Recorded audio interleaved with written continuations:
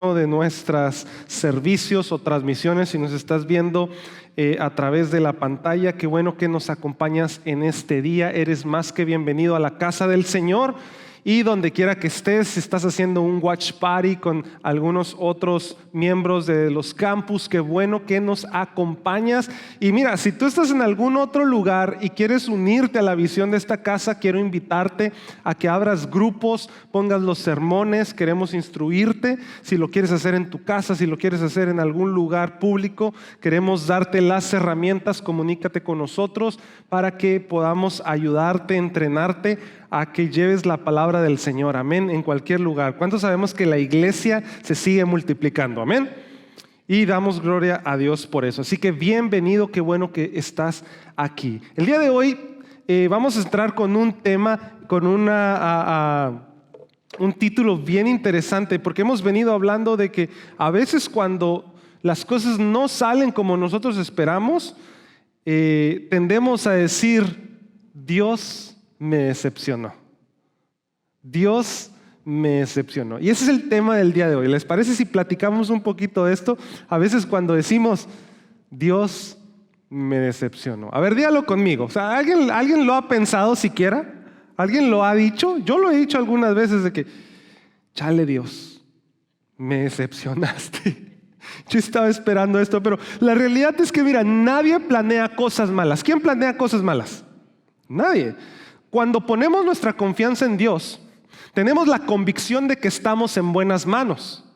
Cuando ponemos nuestros planes en Dios, tenemos la seguridad, la certeza de que estamos en otras manos, incluso en buenas manos, incluso aunque no lo hayamos experimentado. Y esto es porque a veces vemos que otras personas, ojo, ponen sus necesidades en las manos de Dios y Dios les responde, y luego nosotros ponemos nuestras necesidades en las manos de Dios y Dios no nos responde. ¿Le ha pasado o nomás a mí me pasa? Porque cuando ocurre esto, que nuestro discurso o lo que decimos se separa de nuestra realidad, es difícil. Cuando digo confío en Dios, pero mi realidad parece que no, que Dios no está aquí conmigo. Cuando digo estoy poniendo todo en manos de Dios, ese es mi discurso, eso es lo que yo estoy diciendo, pero mi realidad dicta otras cosas. A veces nos llamamos bendecidos, pero no estamos experimentando bendición. Nos llamamos gozosos, pero estamos en etapas de decisión, en etapas de transición donde parece que no hay gozo. Y en esa incertidumbre es donde algunos de nosotros hemos llegado a decir, Dios, me decepcionaste.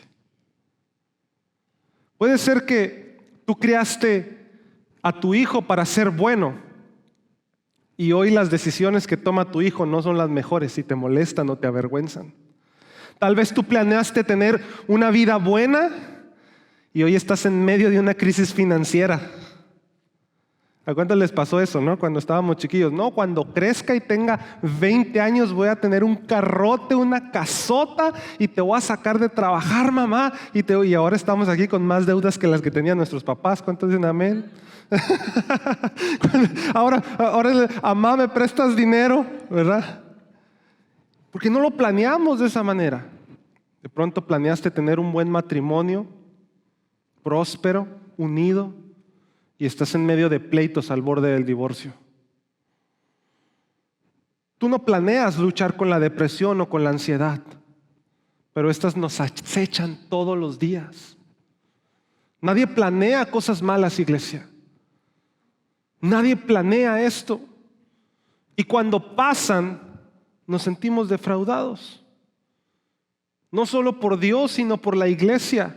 No solo por la iglesia, sino por tus líderes. No solo por tus líderes, sino por las personas que asistimos a la iglesia. No solo por los que asisten a la iglesia, sino por el mundo en general. Muchas veces nos sentimos decepcionados y esta es una realidad. Pero quiero preguntarte, ¿qué haces cuando sientes que Dios te defrauda?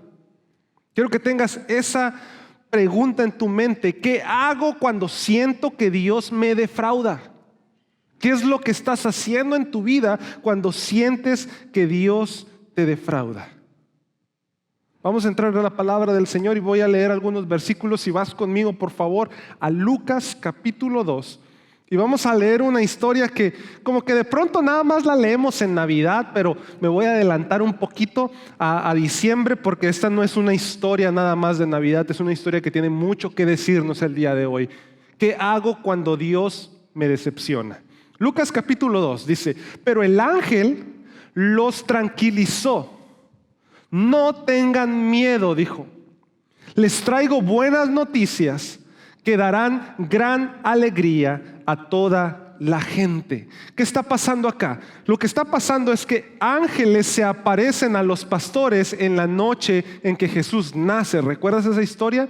Jesús está naciendo en un pesebre con José y María, y tenemos esta historia de pronto tradicional y también la historia histórica, pero está naciendo Jesús. El hecho es que nace Jesús, y cuando está naciendo se aparecen unos ángeles a pastores que estaban cuidando sus rebaños, y los pastores se asustan porque mucha gente dice, yo desearía ver un ángel, pero en realidad yo como pastor no desearía ver un ángel, porque si se me aparece algo, yo salgo corriendo. Yo no sé si le voy a preguntar, ¿eres ángel o demonio? Si algo se me aparece, hermano, yo salgo corriendo asustado, para serle sincero.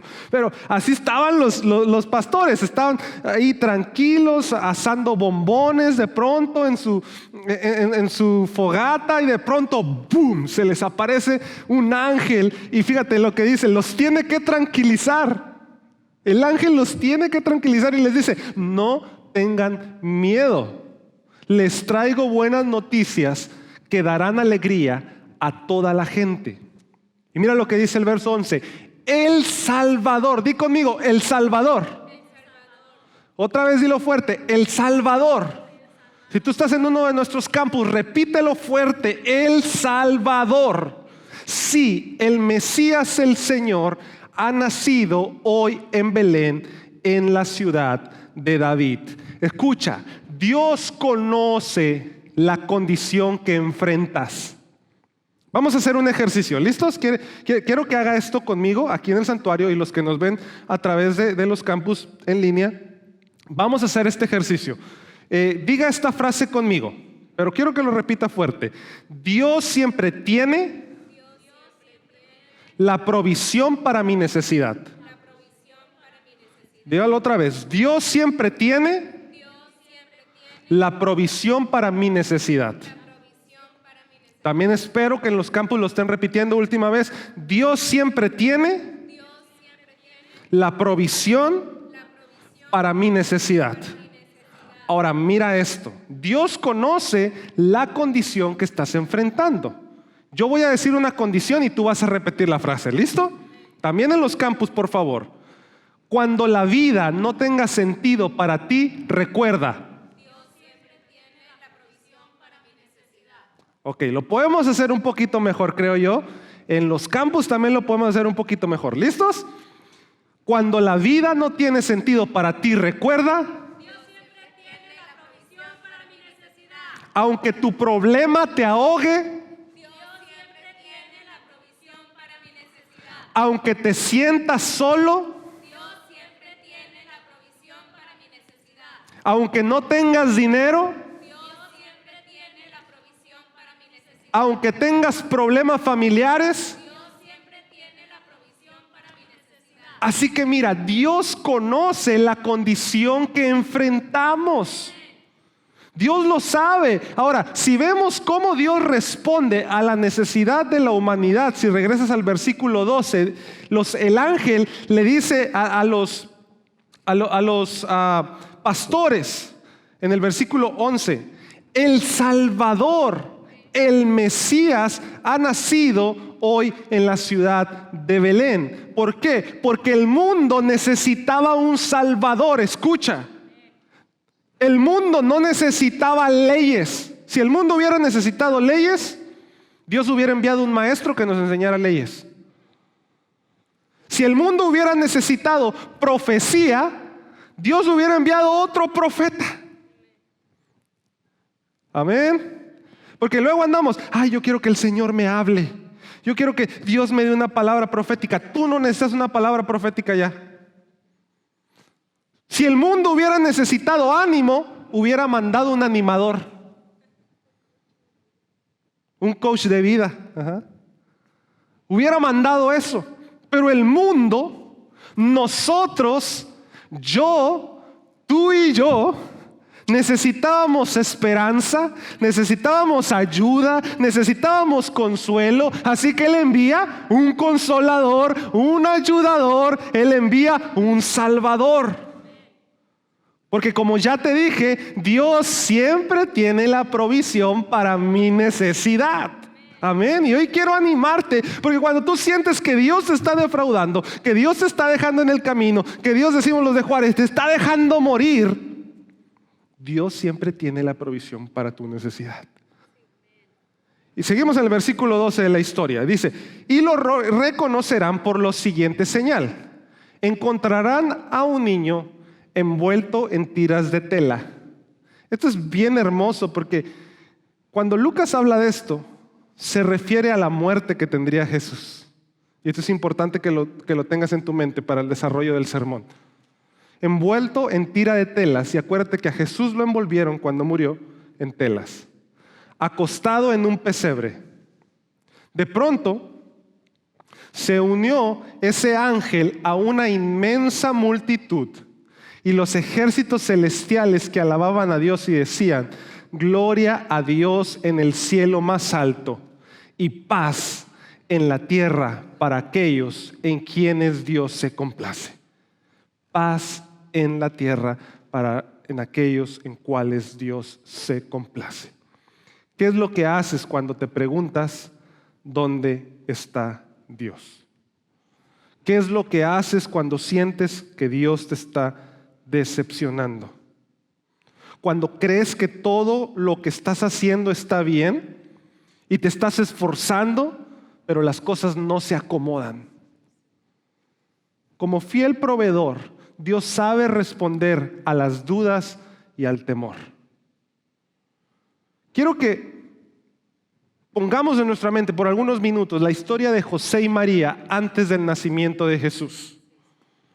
Pero para entender la respuesta de Dios en momentos de dificultad para tu vida, vamos a tener que intentar ver la perspectiva según la joven pareja de esta historia, José y María.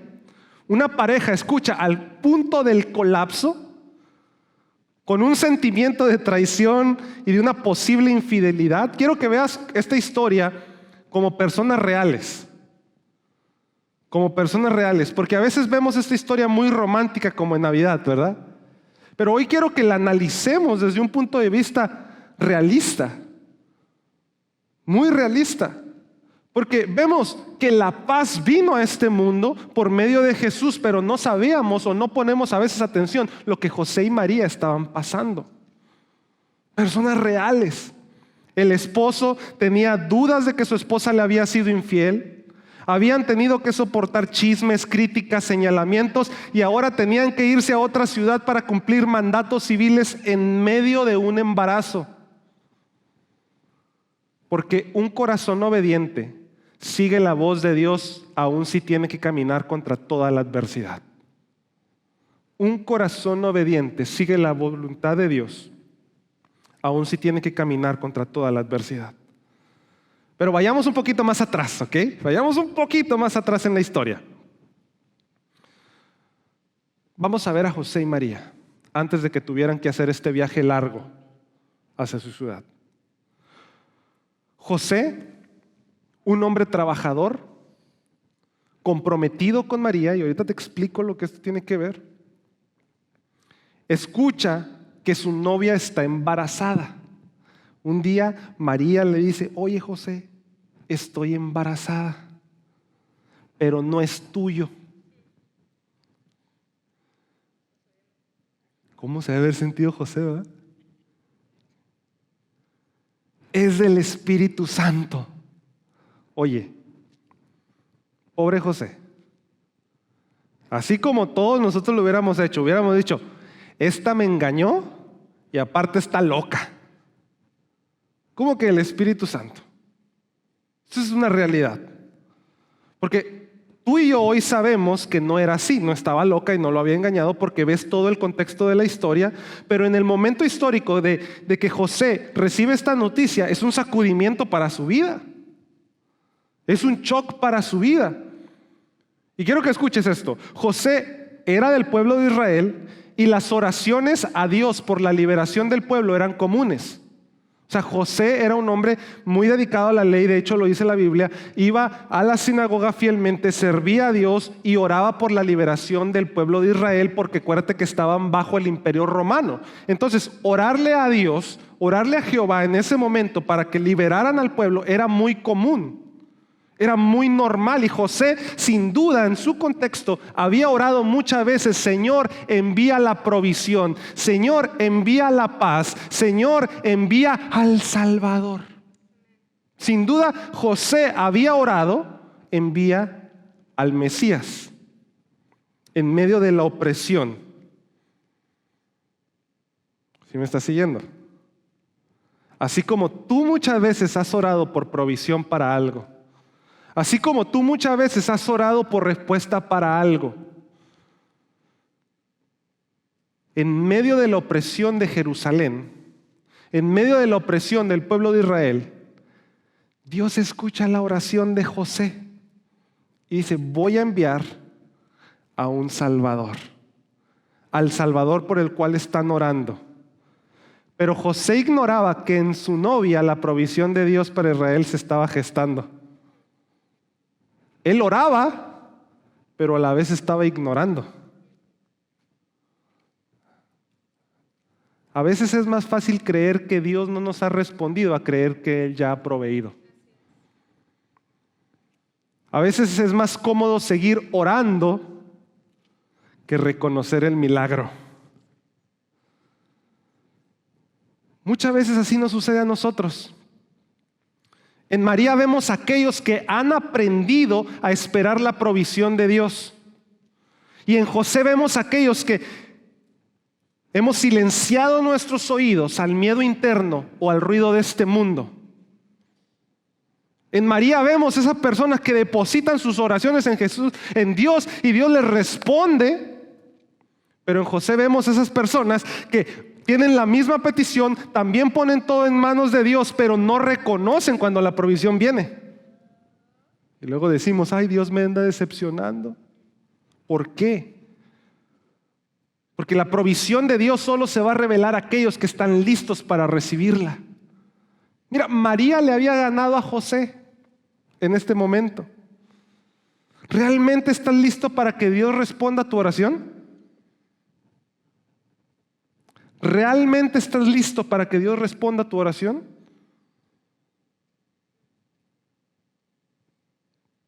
Muchas veces no. Dios, ¿por qué no me bendices económicamente más? Porque no estás listo para poder manejar más dinero. Señor, ¿por qué no me das una promoción en el trabajo? Porque no estás listo para manejar tu tiempo de manera efectiva. Señor, ¿por qué no sucede esto? Porque no estás listo todavía para recibir esa oración. O en el peor de los casos, Dios ya la respondió y la ignoramos.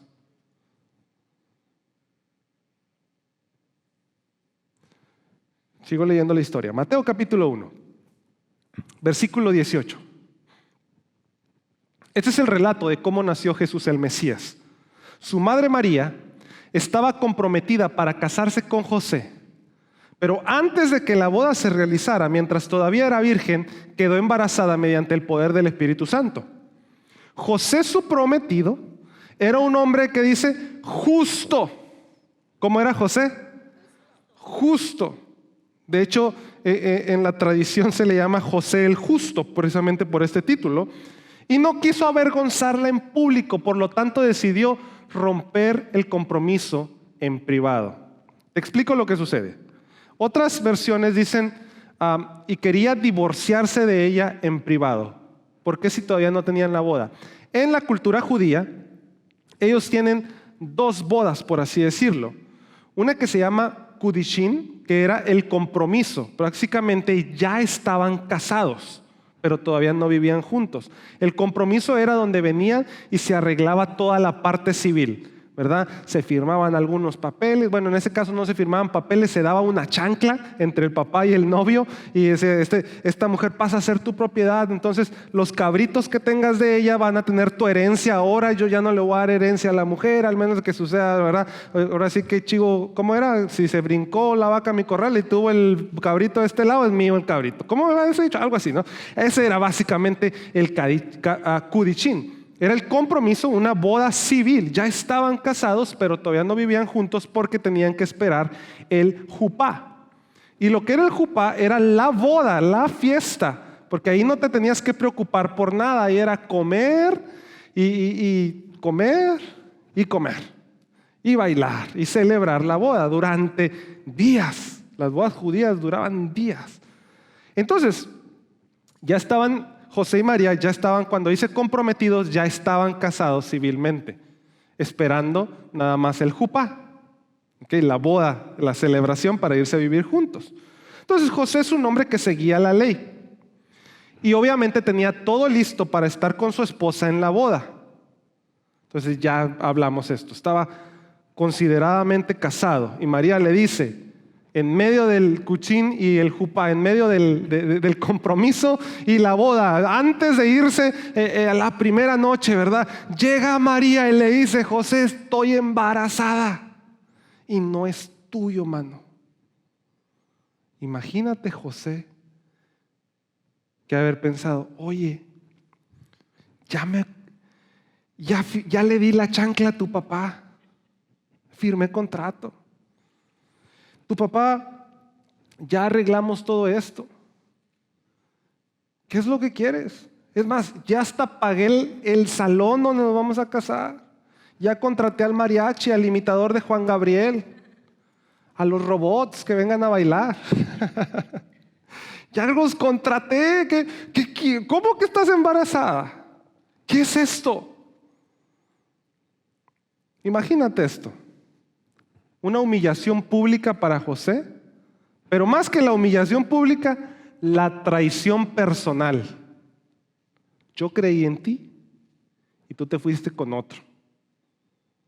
Yo creí en ti y tú me traicionaste. Pero por otro lado, María estaba siguiendo la voz de Dios en obediencia. Estaba haciendo todo lo que el ángel le había dicho, al pie de la letra. Entonces tenemos a un José traicionado diciendo, me voy a divorciar de ti, y a una María siguiendo la voz de Dios a punto del divorcio. ¿Estás viendo lo que está sucediendo acá? María no lo planeó de esa manera. Ella estaba obedeciendo la voz de Dios y ahora su esposo quiere divorciarse de ella y la quiere rechazar. Quizás en un instante María se sintió defraudada y engañada por Dios. Oye Dios, esto no fue en lo que quedamos. Oye Dios, esto no fue lo que tú me dijiste. Tú me dijiste, vas a aportar al Salvador y yo tengo al Salvador en mi vientre y estoy obedeciendo, pero mira, ¿qué haces cuando te sientes defraudado por Dios? Pensaste que las cosas estarían mejor, pero tuviste pérdidas. Tuviste cosas que planeaste y no salieron como tú esperabas. Tú estás diciendo, Señor, pero yo estoy siguiendo el libro, by the book, dicen los americanos. I'm doing it by the book, estoy haciéndolo conforme al guión. Dijiste, congrégate, me congrego. Dijiste, ora, estoy orando. Dijiste, ayuna, estoy ayunando. Dijiste, ser fiel con tus finanzas, estoy siendo fiel con mis finanzas. Pero ¿por qué me siento traicionado? Dios, no lo entiendo. Dios, ¿dónde estás? Imagínate María diciendo, traigo al Salvador del mundo, y el José, me voy a divorciar de ti. No era como lo había planeado. Quiero darte por lo menos 3 puntos. ¿Qué hacer cuando siento que Dios me defrauda? ¿Listo? Número 1, no necesitas entender para aprender a confiar. No necesitas entender para aprender a confiar. Tú no tienes que conocer el plan completo para saber que Dios tiene un propósito. Lo voy a decir otra vez. Tú no tienes que conocer el plan completo para saber que Dios tiene un propósito.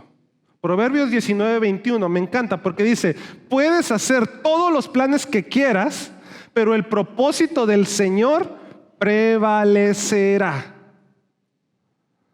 Puedes hacer todos los planes que quieras, pero el propósito del Señor prevalecerá. ¿Qué quiere decir esto? Le agradezco a Dios porque nada puede detener su propósito. Ni siquiera mis planes, ni siquiera mis errores pueden detener su propósito. Mis desilusiones no pueden detener el propósito de Dios. El decir, pues tú no quieres trabajar así conmigo, pues dejo ir a la iglesia. Hermano, no te apures, el propósito de Dios va a seguir. Si yo un día digo, no, pues ya me cansé de estos hermanos, yo me voy de esta iglesia, usted no se apure. El propósito de Dios para esta ciudad se va a seguir cumpliendo. Conmigo o sin mí. Conmigo como pastor o sin mí como pastor.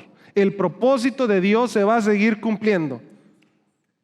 Y doy gracias a Dios porque mis decepciones tampoco detienen el propósito de Dios para la ciudad. En nuestros campus quiero dejarlo claro. Tus desilusiones no detienen el propósito de Dios para las ciudades. Nuestros enojos no detienen el propósito de Dios. No, claro que no. Porque tú puedes hacer planes, pero el propósito de Dios continúa. José armó su plan. ¿Sí está viendo? José armó su plan. José dice, no, pues voy a divorciarme de ella y como soy bien bueno, justo, igual a la iglesia, lo voy a hacer en secreto para no avergonzarte. Y vas y te escondes y tienes a tu hijito allá y nadie se va a dar cuenta. Porque no voy a avergonzarte. A lo mejor alguien viene y te redime. A lo mejor le gustas a alguien y viene y se casa contigo otra vez y agarra a ese niño. Hace su plan. Pero mira Mateo 1:20. Mientras José hacía sus planes, o sea, mientras José consideraba la posibilidad de divorciarse, un ángel del Señor se le apareció en sueño y le dijo, José, hijo de David, no tengas miedo de recibir a María por esposa, porque el niño que lleva dentro de ella fue concebido por el Espíritu Santo.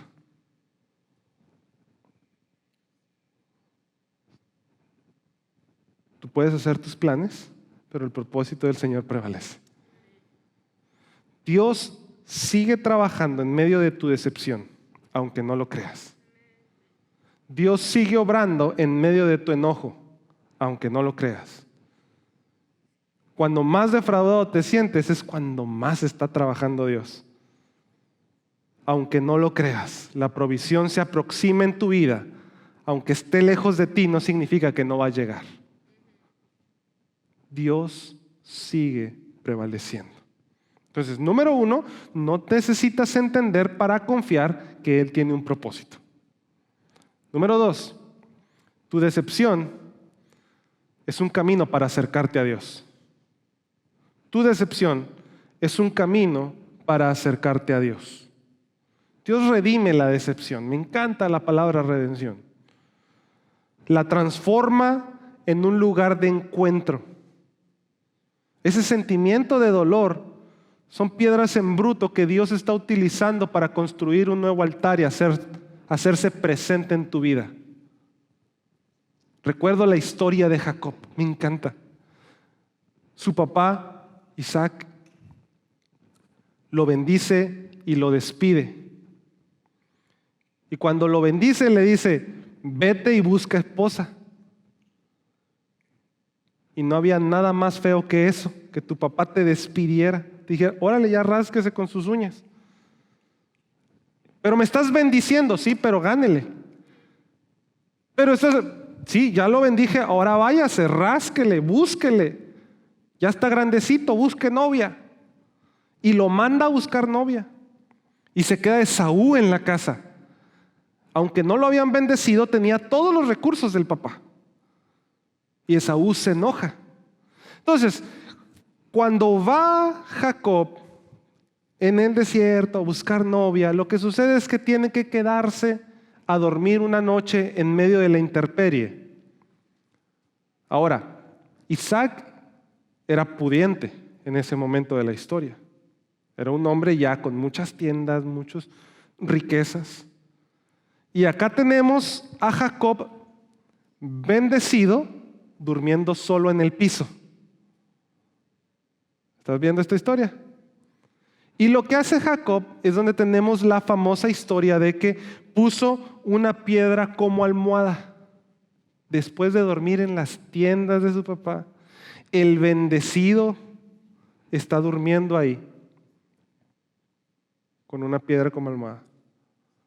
¿Quién ha dormido con piedras como almohada?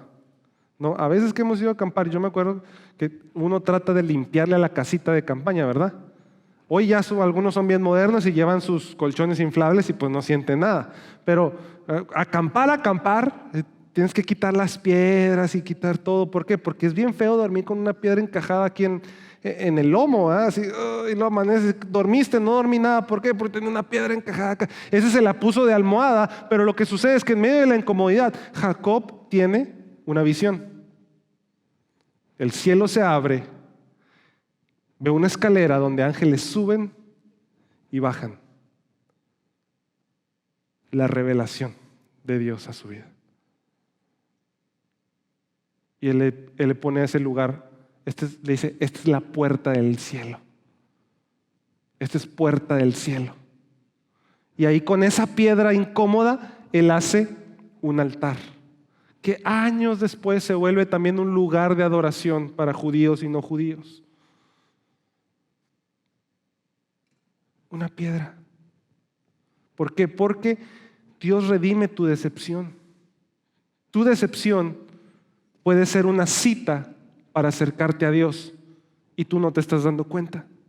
Oseas 4:14 me encanta porque dice, he aquí, yo lo atraeré y la llevaré al desierto y hablaré a su corazón. Dios habla en los desiertos. Dios habla en la soledad. Dios habla en la decepción. ¿Estás permitiendo que Dios te hable en medio de la decepción? ¿O tu voz es más fuerte que la de Dios? Tu decepción es una cita con Dios que te puede ayudar a acercarte más a su presencia y puedes comenzar a ver el cielo que se abre. Situaciones negativas te van a permitir alinearte al propósito de Dios y encontrarte con Él.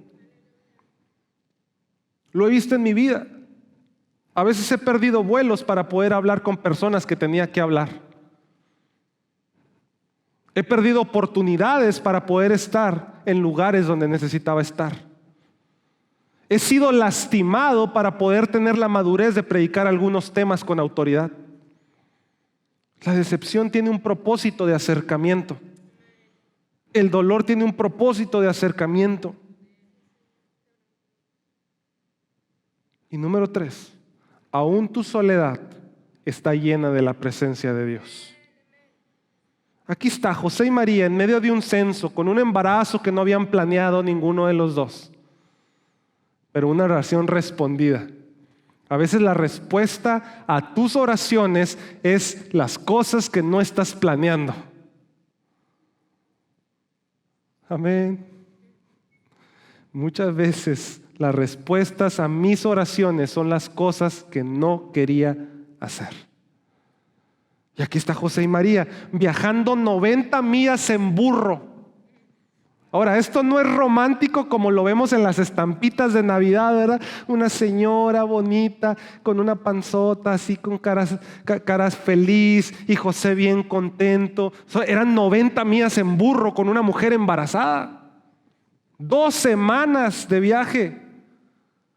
Ahora, José no era inversionista ni influencer para ganar dinero de YouTube.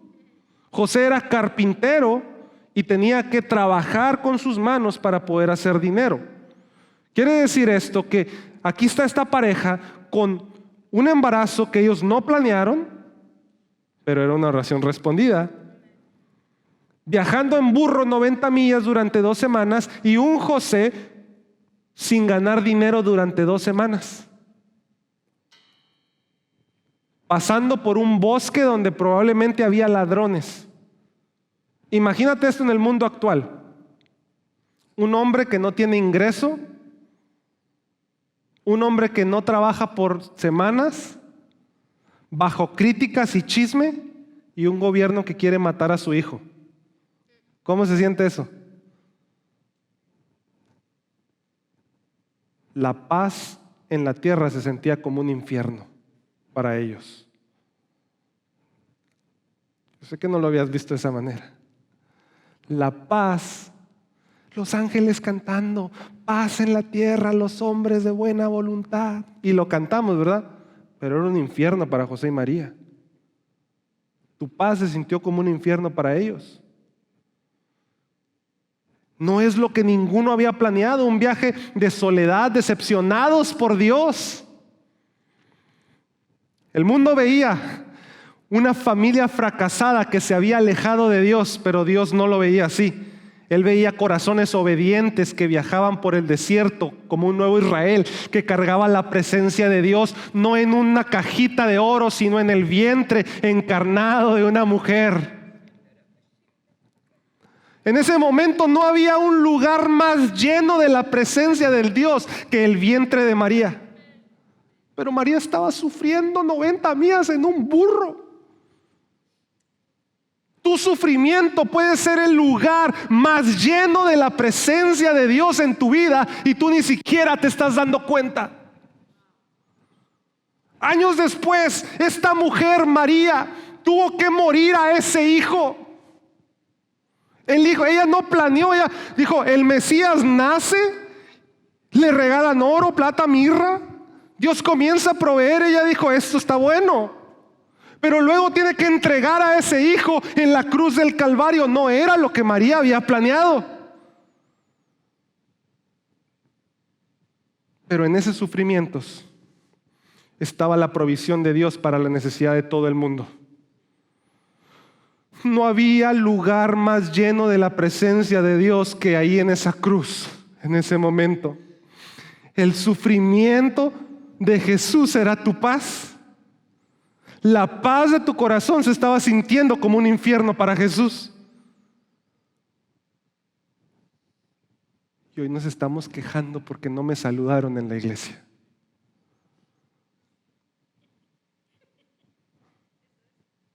Hoy nos estamos quejando porque no me alcanzó el dinero para el mes. Hoy nos estamos quejando por tantas cosas que ni siquiera son un infierno, iglesia.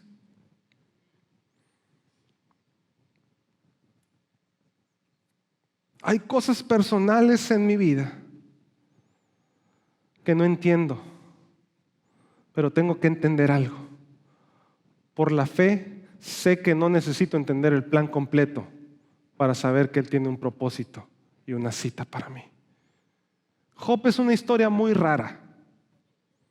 Un hombre conforme al corazón de Dios, que le llegaron tantas calamidades a su vida y nunca se le dijo por qué. Tú y yo entendemos por qué hoy, porque tenemos todo el libro, todo el panorama, pero a Job nunca le dijeron por qué. ¿Por qué se le murieron los hijos? ¿Por qué perdió todo el dinero? ¿Por qué se enfermó?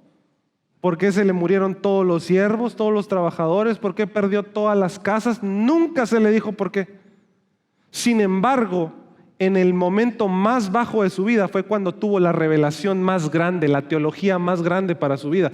En el momento más bajo de enfermedad fue el momento más lleno de la presencia de Dios en su vida. Fue cuando dijo en Job 42, oye, te ruego y hablaré.